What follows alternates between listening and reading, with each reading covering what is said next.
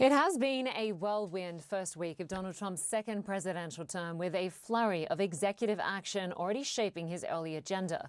Using executive orders, Mr. Trump repealed dozens of former President Biden's actions, and he began his crackdown on immigration. He withdrew the U.S. from the Paris Climate Accords and took steps to keep this popular social media platform, TikTok, open in the United States, despite national security concerns. In addition, Trump gave clemency to all of the individuals involved in the January 6th attack on the U.S. Capitol, including the violent attackers, a move that has reignited debate over accountability and justice. So this is January 6th. These are the hostages. Approximately 1,500 for a pardon. Yes. Full pardon. Well, senior political analyst for CNN, Ron Brownstein, is joining us now live from Los Angeles. Welcome, Ron. Hi, Linda. So Trump returned to office with a strong mandate and a very long list of promises for day one. I'll just let you turn that off. Yes. I'm sorry, yeah. It happens to the best of us, Ron. No worries at yeah. all. So day one, Donald Trump promised mass deportations, rolling back environmental protections, withdrawing the U.S. from the World Health Organization.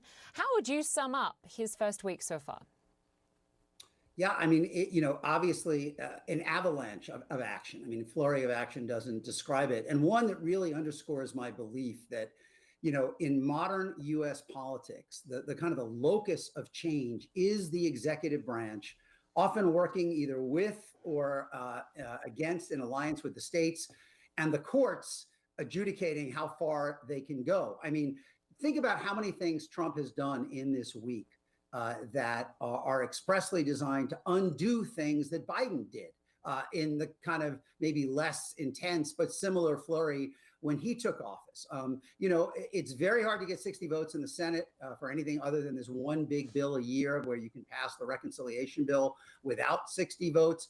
And so you see the attempt of each new president to transform the country through executive action, but it's a little bit like writing on sand. And in the same way that you see Trump undoing many of things that Biden did, a lot of what Trump is doing today is going to be vulnerable, if he can get it through the courts, to a future president undoing.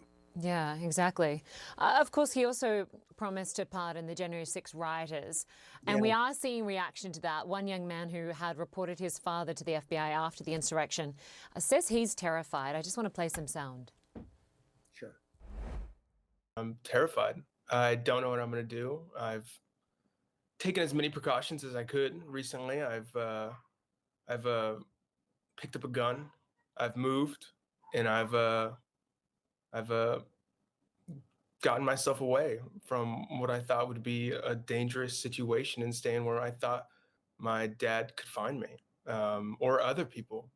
People that are going to feel so validated by these actions, by this pardon. My dad once called me a traitor, and he said traitors get shot. So, I mean, we heard from him, but we also heard from another lady, Pam Hemphill, who was pardoned and said she won't actually leave prison because she's no longer part of what she called a cult. What message do these pardons send to others who might want to carry out political violence? Yeah. Well, first of all, it sends the message that Trump feels almost invulnerable at this point, right? I mean, he is pressing at the boundaries in every direction. Going beyond what he talked about in the campaign, threatening the leaders of Denmark over Greenland, threatening Panama over the canal, pardoning J6 rioters, including people who attacked police officers who later died. Trump is letting them out of prison. And obviously, there is a message that is being sent about normalizing and enabling and excusing political violence that could have important ramifications down the road. But politically, it also, to me, sends the message that he is feeling that there are, in effect, no constraints on what he can do. And that is typically in American history a place where politicians do run into trouble eventually. Ron, I want to turn to the war in Ukraine. Trump has said he's going to end that war between Russia and Ukraine on day one. It hasn't happened yet, but Putin is calling for a meeting with Trump, and Russia has criticized Trump's threat of more tariffs. What do you make of the approach so far? Yeah, I mean, he said it would be so easy to end it and then he could end it within 24 hours. And, it's obviously a much more difficult problem. I think, Trump's instinct certainly is to force Ukraine and Zelensky to make a deal that leaves Russia in control of a substantial amount of territory. Not clear how far Zelensky will bend in that direction. And there are people on the right who have pointed out that however much damage Joe Biden suffered from the sense that it was a chaotic withdrawal from Afghanistan, a collapse of Ukraine, if Trump, withdraws support, could be even more damaging on his watch. So, he certainly wants to drive this toward an end to fighting, and he has a lot of leverage to do so, but he does not have infinite leverage. And I would say only that it also underscores the larger point is that Trump is now responsible for outcomes. I mean, he was able to run that Biden had messed up a lot of different things, including your cost of living. And now ultimately he will be judged about whether he can improve those conditions, both at home and abroad. And that's a very different yardstick for any politician. And speaking of issues at home, he has vowed to limit birthright citizenship. We know that birthright citizenship only exists in about 30 countries. A judge has put a temporary or hold on that order. Is that a policy that's potentially less controversial?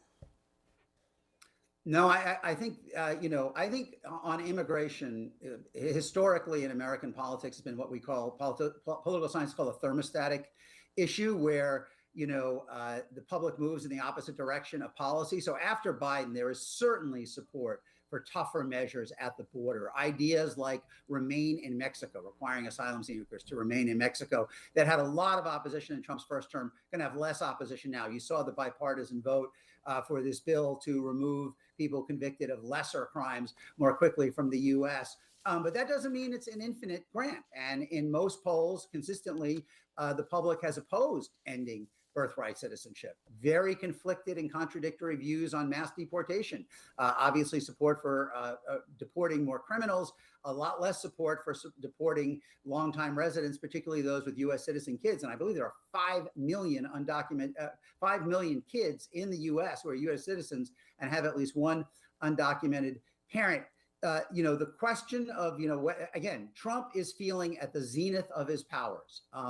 And the question of whether he can maneuver on all of these issues in a way that maintains public support or whether he pushes too far, as he did in his first term by separating parents from their kids at the border. If you look at the first week and you look at the kind of steps he is taking, I would think that a lot of Republicans will be wondering if he is, ultimately his reach is going to outseat his grasp.